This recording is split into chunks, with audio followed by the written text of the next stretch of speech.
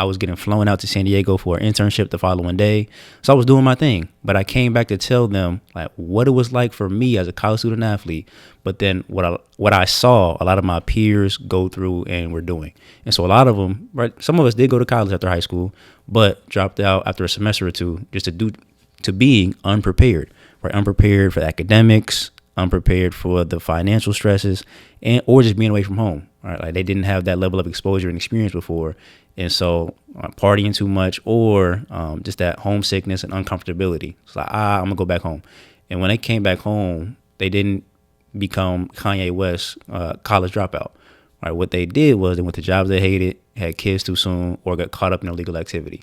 And I kept seeing this same cycle, this same pattern.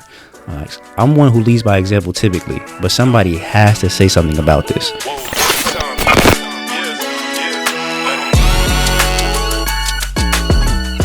Welcome to the NEXCUE Mindset. I'm Stephen Garner, the resilient life expert, and today I have the privilege and the blessing to welcome Kenny Glenn. Kenny, thank you for joining the NEXCUE Mindset. We're excited to have you today.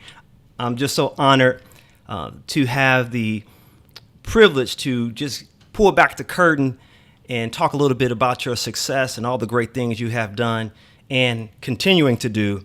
And so I want my audience to understand how magnificent this brother is. Kenny Glenn is a professional speaker, published author, and a college readiness retention expert dedicated to helping students build confidence. I love that. Make wiser decisions and prepare for success in college and beyond. He is the author of Question Everything. That's a powerful Thank you. title right there. Advice for students and graduates, and has inspired audiences nationwide through his engaging keynotes and workshops. A graduate of Miami University with his bachelor's and master's degrees in accounting, Kenny is a former NCAA record-setting track and field athlete. And you looked the part, brother. When I saw you come in, I was like, man, this brother, he's tight. So, former international professional athlete and the youngest school board member in the history of Mount Healthy City Schools.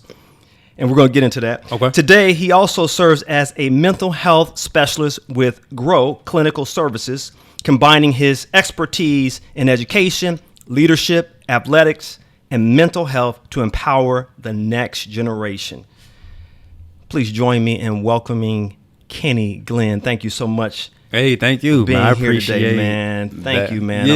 I'm so excited, man. Likewise. I appreciate that amazing introduction. Appreciate the opportunity, the invitation, and your energy yourself, Brother Steve. Thank you. Yes. And you know, what piqued my interest in interviewing you is one of my elders, one of my mothers in the faith, said, hey, you need to interview this brother. So I was at her house. She's a fantastic cook. Karen. Yeah. World-class cook. I'm trying to get her on the podcast, man. Okay. Yeah, let's get her on there. She's she has tons of stories, but she shared, hey, you need to interview this brother. So I was over her house.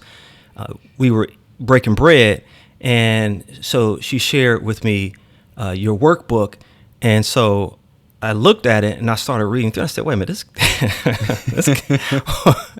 this brother's on another level. Thank you. And it was just so encouraging because someone like myself who comes from an environment where there were a lot of challenges, I always like to say that greatness is in us, and you exemplify that. So today I just want to have a casual conversation about your journey and some of the things that you have done and the mindset that it took to achieve greatness. So the first thing I have to ask you, because we talked about this, is that you graduated high school at only 16 years old. Yes, sir. That's powerful. Now, looking back, what mindset separated you from your peers at such an early age? Because that takes a lot of discipline. Yeah. I definitely have to give a shout out to my parents, specifically my mom, be it that she said no C's will be allowed in my household because my kids aren't average. And so she actually paid me and my sister for good grades. So if we got an A, it was $50 per A, but a B was only $5. So I asked, what about a C? no money for that because we don't accept those. It's like, wow. So my mom being, we can say, so focused on me and my sister achieving greatness, like, all right, I can't be average, so I have to go after this A or B. But then school was somewhat easy to me before I got to college. And so middle school, high school, didn't really have to study at all. Could ace a test just by hearing what the teacher had to say. But then being involved in extracurriculars was also a benefit. Be it that you already have to have the grades to be on basketball team, track team, cross country team, whatever you want to do outside of school, or you have to have the grades to match it. But then having the mindset of, all right, my parents went to the military and they already told me I'm going to college. And so in order to get into college, I have to have good grades. And the better grades I have, the more likely it is I'm able to get a scholarship. So I better have these good grades. But then how I graduated at 16, funny, we can say a funny story. I'm in preschool, but only for 2 weeks. So I get to preschool, and this is pre 9/11. I'm in preschool 2 weeks, and they said, yep, he is smart enough, but then also he's tall enough amongst all the other kids. We can go ahead and move him up. I almost got moved up 2 grades, but they moved me up 1 instead. And so 2 weeks in preschool, then immediately go to kindergarten at 4 years old. And then with my birthday being June 22nd, it's late compared to the school year. So I turned 17 3 weeks after I graduated high school. So technically I did graduate at 16, then turn 17 and go on to college. Wow. So you were compensated for your academic excellence. Absolutely. And so that's genius within itself, in my opinion, because kids feel like, I don't get paid to go to school. But like, technically you do, because you can break it down mathematically. But how do we get scholarships? By getting good grades and showing up to school. There are about 180 days in a school year. And so let's say eventually college costs, let's say $200,000. And so 200,000 divided by all those days you had to show up to school and get good grades. Technically, you were paid. But when we think of pay, we think of every 2 weeks or every week or immediately nowadays. But it's more delayed gratification. So one day you will be paid based on your today's efforts. So my mom essentially was leaving breadcrumbs, essentially. So, all right, we're going to give you this money.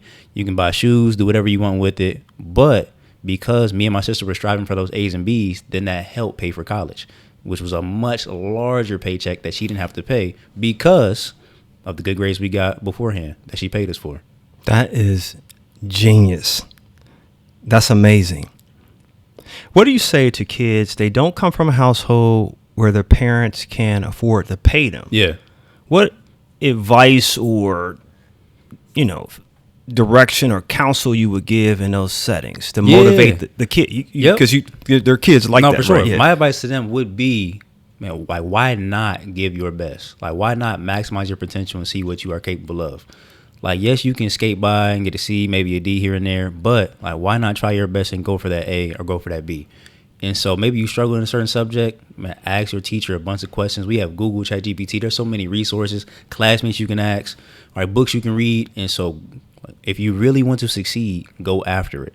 But I would challenge parents as well. If you can't financially pay them, find a way to reward them somehow, some way. Like, all right, because you got straight A's and now you're on honor roll, you get to stay up later, or you get to play your video games on a day I usually say you're not allowed to, or hang out with your friends, or do something. There has to be a way to reward, we say, children or students for their hard work, because when they grow up, that's what's going to happen. They're going to be rewarded for their hard work.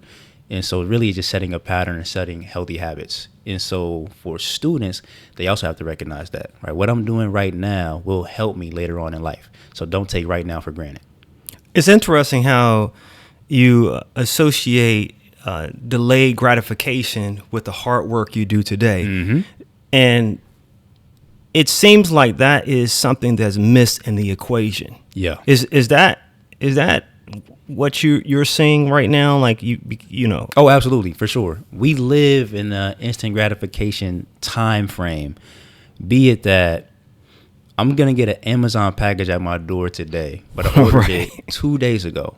But we remember a time we ordered something online, it took 7 to 10 business days. Right. Now, Amazon Prime will take 2 days.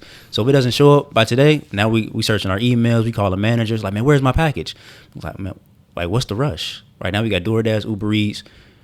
And so what comes to my mind right now is when I'm in my speaking engagements and I ask students, man, who likes Thanksgiving? A lot of them raise their hand. Like, man, I love dressing. I love mac and cheese, collard greens. All right, what if I cook Thanksgiving for everybody in this room, but I only made it in the microwave? They're like, no, we don't want that. I'm like, why not? It's like, man, there's no love in it, and that's not enough time. Like, right. So things take time, right? Take love. You got to have a level of patience. And so that delayed gratification is where things truly grow. Let's give another example, apple tree. All right. Like, I planted it yesterday and we got apples today. Like, that wouldn't even make sense in your mind. Like, why would I eat an apple from a tree that was planted yesterday? Like, you would question if it's healthy, if it's safe. Exactly. That's way too fast. If it even tastes good. Mm-hmm. Yep. And let's think about humans, right? And brain development. It takes 25 years for our brains to fully develop. And that's if we haven't gone through so many ACEs or adverse childhood experiences. And so knowing that, like, man, delayed gratification is really what produces results. Let's take the athletic background. For me, eventually jumped over 25 feet. But that wasn't always the case. All right, first I jumped 19, then 20, then 21, 22, and eventually I got to over 25. But let's say we started track practice in August or September. I don't jump that far until April or May. So all of that work, time, sleep, energy, sweat equity, the weights, everything I ate, all the film I studied, all of that went into that eventual performance. And so it took delayed gratification. It wasn't overnight, but eventually it did happen. It's amazing that you show the value of hard work over a period. That is something that needs to be emphasized very strongly. Absolutely. Is that hard work produces a predictable outcome, but it takes time. Yep. You often talk about becoming future ready. Yeah. What does that phrase really mean? You know, because we have AI, we have all these things happening, and it's like, wow, things are changing so fast. So what does that really mean? Yep. So interesting that I came out with that now in AI time frame. Like, man, are you saying get ready for AI? No, what I'm really saying is, like, get ready for your future. So my main audience is high school and college students. And so I need them to be prepared for their future.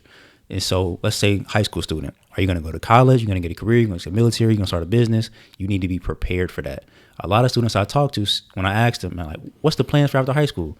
I don't know. Or how do you even feel about life after graduation? And a lot of them said, I'm scared and I'm unprepared, right? Scared of being an adult. It's like, man, is it really that bad? You got to pay all these bills and so much life going on and things happen. It's like, it can be if you're not prepared, right? But also, let's say you excel in high school like I did, then get to college, and it's like, oh man, I'm failing some exams, don't know what I want to major in. Will my major even matter? Will it translate into my career? Like, those are a lot of what ifs, but I need you to be prepared for those things. And when they happen, you will be okay. And so that's what future ready really means. Will you be college ready, career ready, whatever you're going to enter into, go into it prepared. And so that comes with skill development. And a big thing I'm passionate about was his mentorship. And so finding people who have done what it is you're looking to do and ask them a bunch of questions, and not just how much money do you make? Like, what did it actually take for you to get here? What are some lessons you can teach me? Some things I can avoid, some things I can't avoid and need to go through in order to learn and grow. So when I get to that stage that I want to be on, I'm actually ready. Was there one defining moment that convinced you your life had a great purpose? When you ask that question, the first thing that pops in my mind was the first speech I gave. Okay. And that was 10 years ago at my high school. And in the room, in my opinion, a bunch of legends. So we got Brian Cook, who at the time of this recording plays for the Cincinnati Bengals. Yes, sir. Two-time Super Bowl champion. So he was in the room, but along with my sister, who got 2 degrees from The Ohio State University. Yes, sir. Trayvon Wilburn graduated from Ohio State. TJ Elliott graduated from UC. CJ Rose graduated from Ohio University. But reason why I even gave that speech to that room of student athletes was because I got invited back. And I was a current student athlete at Miami at the time, doing long jump, majoring in accounting. I was getting flown out to San Diego for an internship the following day. So I was doing my thing. But I came back to tell them, like, what it was like for me as a college student athlete. But then what I saw a lot of my peers go through and were doing. And so a lot of them, right, some of us did go to college after high school, but dropped out after a semester or two just to being unprepared, right? Unprepared for academics, unprepared for the financial stresses, or just being away from home, right? Like, they didn't have that level of exposure and experience before. And so partying too much or just that homesickness and uncomfortability. It's like, I'm going to go back home. And when they came back home, they didn't become Kanye West college dropout. Right? What they did was they went to jobs they hated, had kids too soon, or got caught up in illegal activity. And I kept seeing this same cycle, this same pattern. I'm one who leads by example typically, but somebody has to say something about this. And I don't know if the speech was good or not. I know I was super nervous leaning on the board, but I was just full of passion, like telling them about the things that I saw, the things they can avoid, but then also like explaining to them a day in the life for me and how I got to where I was, be it that I was in college running track. So a lot of student athletes wait for college coaches to reach out to them. And I said, man, this can't be the only way people get recruited. So for me, how I got to college, I reached out to college coaches. So I was going on Google, find the coach's email, and I would send them an email. Or I'll find their phone number, and I would call. Did any of them answer? No, but I left a voicemail. And some of them got back to me. Some of them called me back, some of them emailed me back, but that was a way to get my foot in the door. And that's like actually how I got to Miami University. And so there's so many lessons that I gave in that speech. Like, man, avoid these traps. Right? If you really want something, go after it. Stop waiting for people to come give it to you, but then showing them what my life was like currently. And on that same day, I walked past my high school athletic Hall of Fame, took a picture of it and said, I'm on my way.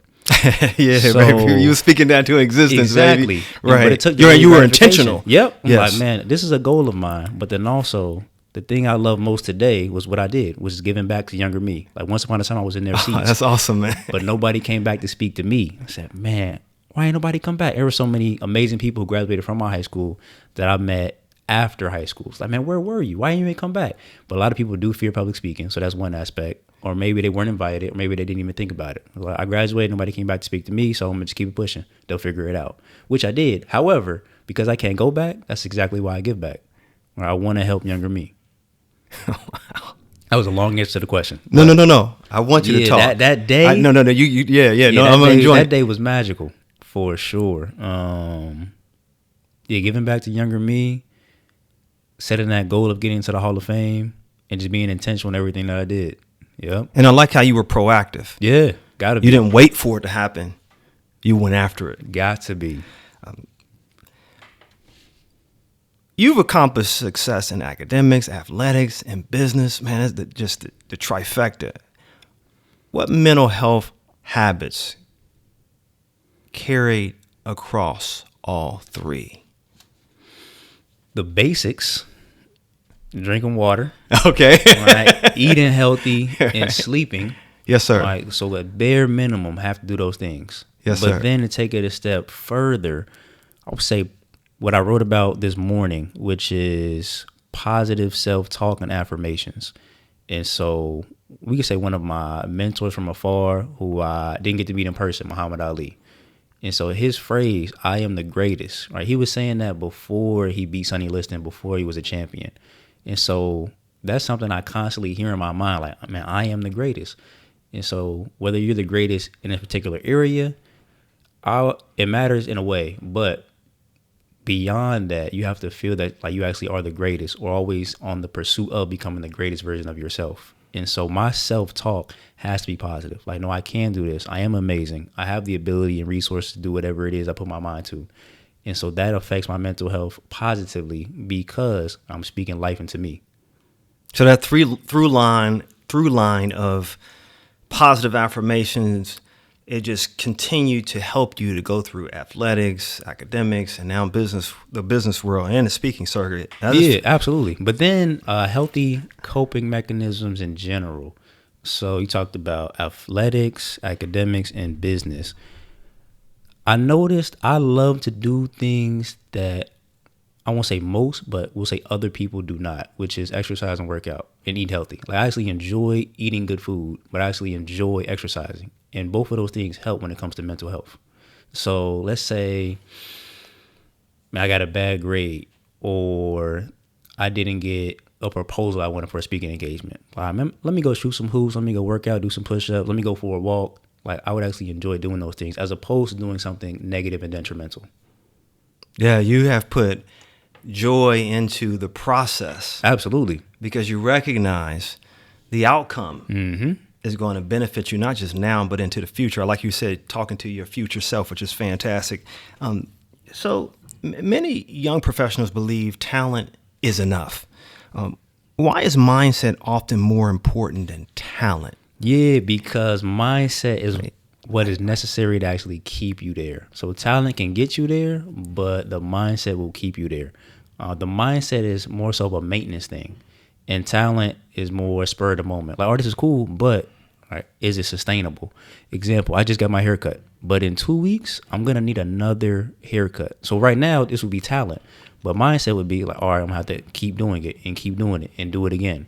And so, man, the mindset to also be able to figure things out, as opposed to talent just says, I did it in the past, I'll be able to do it again. Like, yes, that's very confident. However, are you putting in the work, and what happens if things change? Now what? Yeah, so the work is important. Absolutely. That's often overlooked, is that the process, the effort, the inputs is, I hear, and tell me if you've ever heard this, is 90% work, 10% talent. Yeah. My daughter, she's trying out for volleyball right now. Okay. So she made the second round. There we go. So there's a third round. Yep. And so my wife said, I don't care if you're not the most talented. She said, you better be hustling. Yeah. Hustle gets noticed. You better be hustling, man. They're noticeably putting in work. And so what coach wouldn't want that on their team? All right, one, that's extremely contagious. But then if the most talented person on your team isn't working, how long will that last? How long will that last? I'll tell you another story, man. My daughter was playing volleyball, and she wanted to they had an A and a B team. And the A team, they had older kids because she, like I said, she started school earlier. So they're a little more mature, a little more stronger, and a lot of them a lot more talented, et cetera. Anyway, she didn't make the A team, so she was disappointed. So she was so angry. She put that energy into work playing on the B team. Kenny, they went undefeated. Yeah. I saw her playing. They were just ferocious. Mm-hmm. And I reminded her it was work ethic. Yeah. Not talent. Yep. Carry that over in the rest of your life. You encourage students to question everything. I love that. That's one of the things I love. Man, when I read that, it convicted me. Like, man, am I questioning everything? Yeah, like, here we go. Like, it's a Kennyism. You know what I'm saying? I said, man, I said, what kinds of questions should people be asking themselves that they usually avoid? What's holding me back, and what am I lacking in order to get where I want to be, or the things that I want out of life? And so a lot of us have gaps. And so we need to figure out, man, what actually are those gaps? And so those are the type of questions we need to ask ourselves. But definitely what's holding us back, because we say we want something, but all right, what's stopping you from getting it?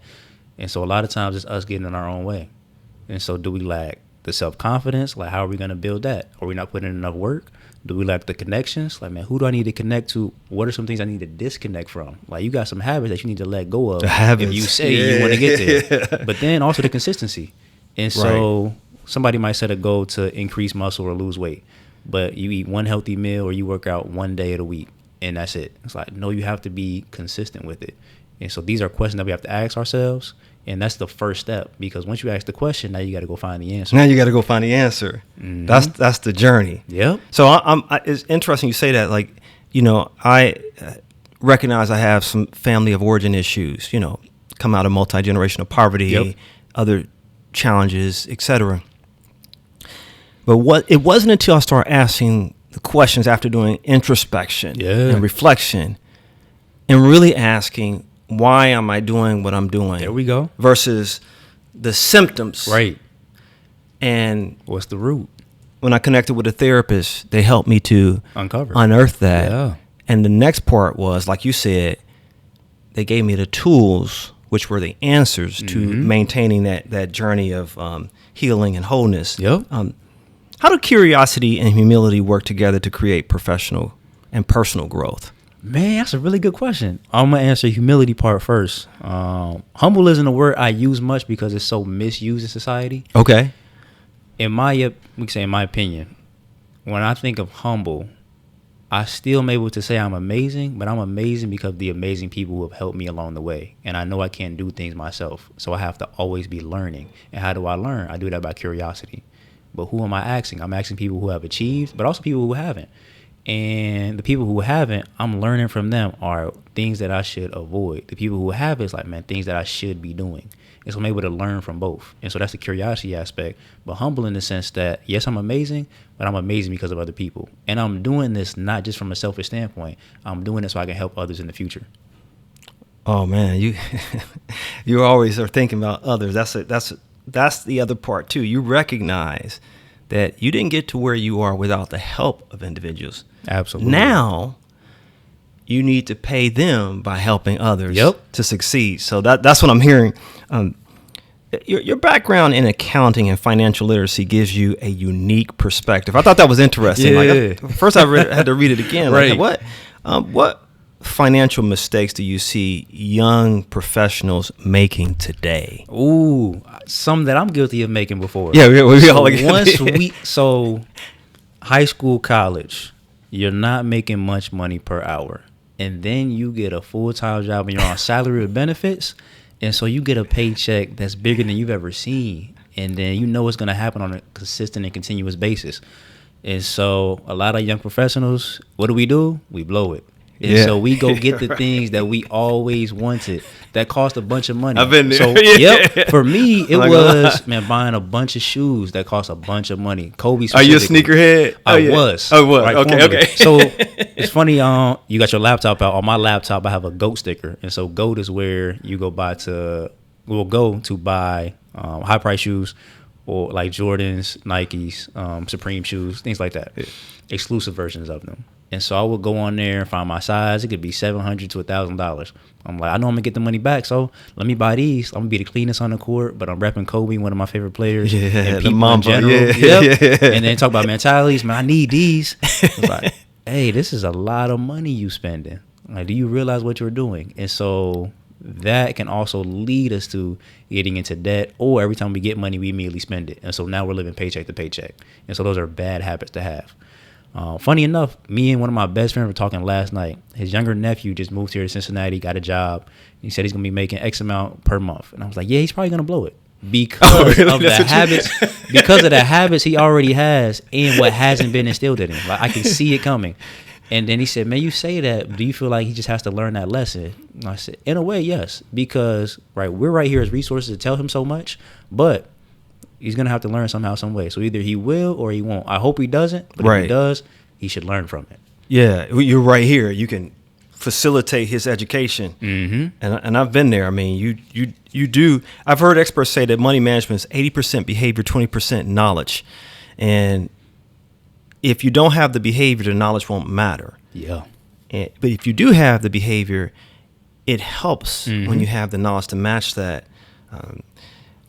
If you were mentoring your 22-year-old self today, you kind of alluded to this, but I'm just curious. Yep. What advice would you give? Because now you have this repository of lessons learned. So what would you say? I'm just curious. Man, 22. So when I turned 22, I had just graduated college. Yeah. So I went into business consulting. I was on the track to being on school board, and I was on the journey to becoming a professional athlete.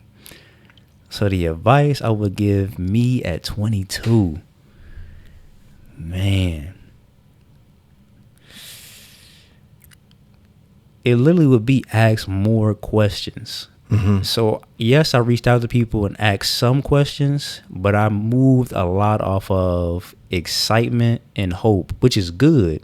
But if I would have had a little more knowledge and skepticism, then I could have been more prepared for the steps that I eventually did take. Ooh, Kenny, you gotta stay there. I like what you said. If you had a little more skepticism, man, expound upon that. That's really good. Yeah. So because that's a. So you asked about my accounting background and Tyler book being question everything. Yes, sir. First lesson they teach you when you walk into accounting class is to be skeptical. And so what does it mean to be skeptical? It means ask questions. So example I use when I'm speaking to students. They go on Instagram, company might say, we made $1 million last year, right? Quit your job or drop out of college and come do what we're doing. Did they actually make $1 million? How did they make that million? How much money did they spend to do it? Who did they hire? Is it sustainable? Right. So many questions pop up. Like, did you wonder that, or did you immediately get excited when you saw that million? So, I didn't even think of that. I didn't think to ask that. So that's what it means to be skeptical. And so me at 22, I was really excited about things like being on school board, really excited to help my community, but not knowing what a school board member actually did. Right. So I should have interviewed other school board members, right? Especially at that young age of 22. It's like, man, what does a school board member actually do? Like, what are our responsibilities? I didn't ask any of those questions. I was like, man, I get to help the community. I'm really excited about that. Or being a professional track athlete. Like, what actually goes into this? Like, right. What's the differences between being a professional and college? Like, what are some things I'm going to miss out on by leaving the opportunity cost? Yep. Yes. Things I didn't think about. Yes. Or, man, me being a business consultant, it's like, man, you have the opportunity to make so much money, but you're going to face a lot of rejection. And then being 22, how much will people actually trust you based on the information you're giving them? Like, yes. How much experience are you pulling from? Or you just graduated from college? How are you going to tell a business owner at 50 how to make more money or get more sales or hire people if you just came out of the classroom? So, yeah, they're going to question, oh, you have a lot of theory, but not a lot of experience. Exactly. And you're right. You know, if you don't understand customer acquisition costs, lifetime value, you know, you look at numbers. And I've been in situations where I have presented, because I live in the business world, and you put up that deck. And people who really understand what it takes to get below the dermis of the information, it's going to be an interrogation at the witness stand. I've been there. Yep. You grew up real fast. Exactly. You know I don't know the answer to this. And as a consultant, you technically should know the answer to whatever they ask. Like, man, so that's what you don't want. It's like, but you got to learn. Or, hey, listen, I'm on the journey too. How can someone continue growing after graduation when there is no teacher assigning homework? Because I was just at my daughter, she's going to be taking college courses, so she's get credits for college, and so they explain very clearly the difference between college and you know, high school is that is your responsibility. Yep, nobody's holding your hand. There's no bells ringing. You're the bell. Yep, it's like, you better figure this out. You better turn it in. Nobody's emailing you saying, hey, you missed classes. Like, nope, you missed it. Right? We got the money. So what would you say? You know, how do you keep growing? No teacher there? Yeah. Or no school teacher? Right, because life is definitely a teacher. Life is a teacher. Yeah. It can be a brutal teacher. What would you say? I would say maintain a level of curiosity. So always be looking to ask questions and learn, but then learn from where and from what. And so we have so many resources we can learn from. Now it's just a matter of choosing. And so, like, you can go on YouTube, you can look at funny cat videos all day, or you can watch certain podcasts like NEXCUE, right, and learn some stuff, right? But also find mentors. And so finding mentors, using resources like YouTube. And I would say joining certain organizations is also a benefit, whether it's local chamber of commerce, my accounting background, so we have the organization NABA. But whatever your career is in or what piques your interest, always be looking to learn within that. And so what I do to learn is I have mentors, I have coaches, I'm always on YouTube, but then listening to podcasts, but also reading books. Yes, sir. There's a lot of information in books, but I just heard a quote because I was listening in on, we can call it a summit, and they said it's not about the amount of books you read, but the pages you apply. Yes, sir. And so, that's a word right there. We can take in a bunch of information, but like, what are you actually applying? Yeah, man. That's right. That's a word right there. You often speak about self-mastery. What daily habits you need to build to really strengthen that discipline? I would say make it an everyday thing. Like, you want to get easy wins or feel like it's something as simple as taking vitamins. So on the way here today, I was on the phone with one of my good friends, Troy, and he is on the path to finishing another book and then reading another one immediately after. He said, I don't do anything in my day before I read these 20 pages. Like, man, that's discipline right there. That's discipline, yeah. And so we need to find some things that we want to do or need to do before we do something else. And so essentially it's kind of like parenting ourselves or putting ourselves on punishment. Right, that was a term me and my friend Rod used once upon a time. So you right put yourself on punishment. Yeah, I've never heard anybody say that. So I'm not allowed to watch TV or eat sweets until I read this book, or until I go to the gym, or until I do these push-ups, or until I do XYZ to reach the goal that I said I want. Okay. But as adults, we got so much freedom, right? But freedom isn't free. And so one, it took time to get where we are, but that also it took a lot of money. So like, man, I paid for this TV, I paid for these bills, I paid for the Wi-Fi. And so man, I deserve, after a hard day at work, to watch TV. Like, yeah, you deserve it, but those goals you want, I don't know if you're going to get there by just simply watching TV. And so you know what you need to do, but are you going to do it? Are you going to do it is the question. Man, that's a word right there. How do you define success today compared to 10 years ago? Because the world has changed. Technology. Yeah. There's so many distractions that you mentioned, but then there's a wealth of information. How do you define success compared to, I would now define success as the ability to step away from the noise. There's so much. Wow, noise. That's a word, Kenny, man. I'm serious. There's a lot of things hitting you, man. There's so much going on. Like, our phones are distracting us, our laptops, you say people, the news. There's so much noise. But if you have the ability to step away and be in silence and just be at peace and be outside with shoes off and just feel the sun, it's like, man, this is amazing. But a lot of us don't get to do that, right? We get so trapped and bogged down, but I got to get it, got to do this, got to be, we say, always learning, which I agree. We should always be learning in a sense, but to be working and grinding 25/8 nonstop, that's just not very human. It's not human. You're not a machine. I have a friend. He's a financial advisor. He worked for one of the big financial firms, and he used to live here in town, and he moved to Tennessee. I forgot. I think he has 105 acres of land or somewhere like that, just out there. And he said some people, when they visit him, they feel uncomfortable because of the silence. Yeah. Man, it's too quiet. He said the silence is deafening. So quiet. And these are city folks, obviously. Right, for sure. Right. They're just used to. But that's interesting because many of us can't step away from it. And I have a habit, my routine in the morning. I believe I meditate, pray. There we go. And just try to become in tune with nature, because I believe in everything that nature gives. The only species that fail to give is man. Yeah. Selfishness, self-centeredness. Yep.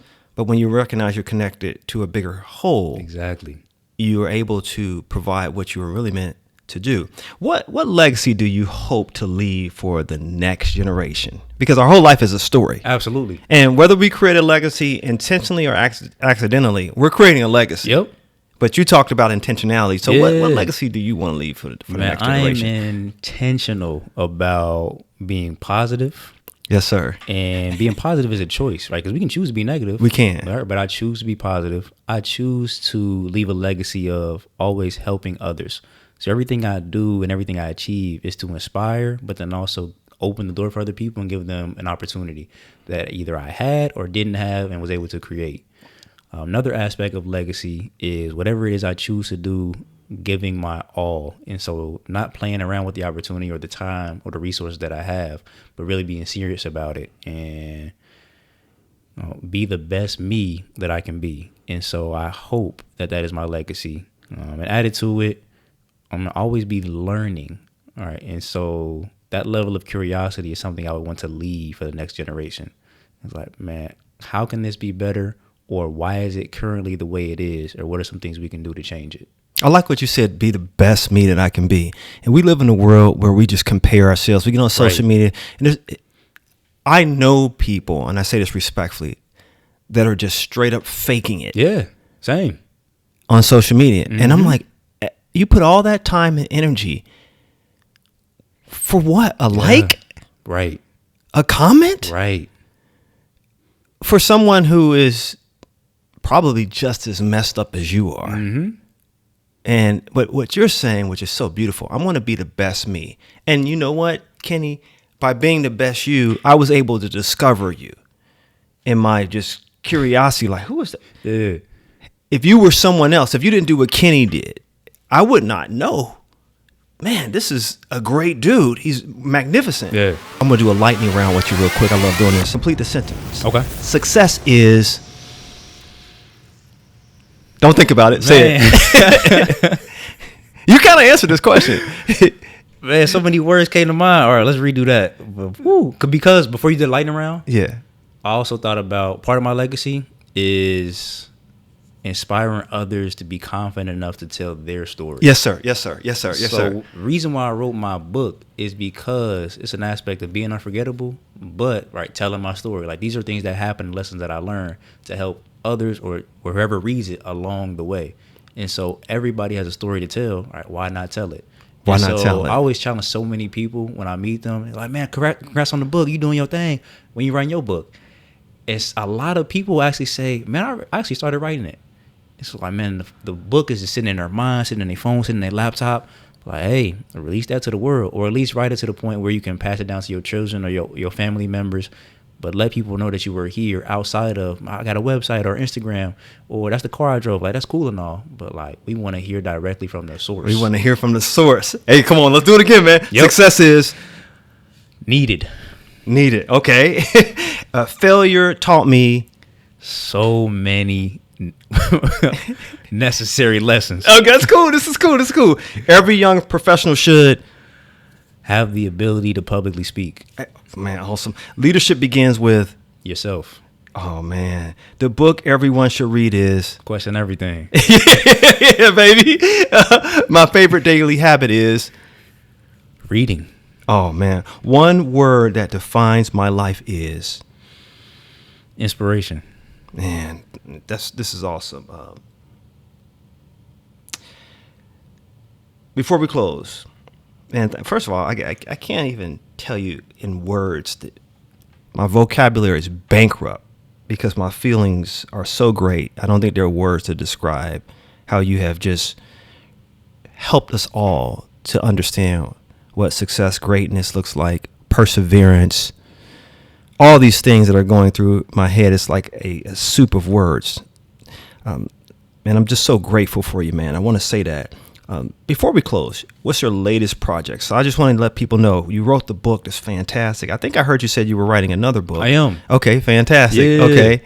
Yes. Okay. Yep. You writing another book? Writing another book right now. Won't say the title yet. Okay, but that's fine. We could say the tour or framework that I have come up with and working with another partner on, to the Future Ready tour or the Future Ready framework. Yes, sir. And so literally helping students become future ready. Yes. And we're doing that by diving into the 8 dimensions of wellness, but then just thinking about workforce and skill development. And so you talked about what do young professionals need, right? We need the ability to be able to publicly speak. That's the number one fear. But it's also how we rise and promote ourselves, whether it's within a company or within our lives in general. If you have the ability to communicate and do it in front of others, you'll be winning in life. You'll be winning, man. Your book, Question Everything. I got it out here. Yeah, absolutely. So and it's available. It's available on. My website. So kennyglenn.org. It's on Amazon. So Question Everything. It writes for students and graduates. It's also an audio book, so it's on Audible. Okay. It's also on YouTube to make it accessible for students. The workbook is available on Amazon and my website as well. Oh man, fantastic!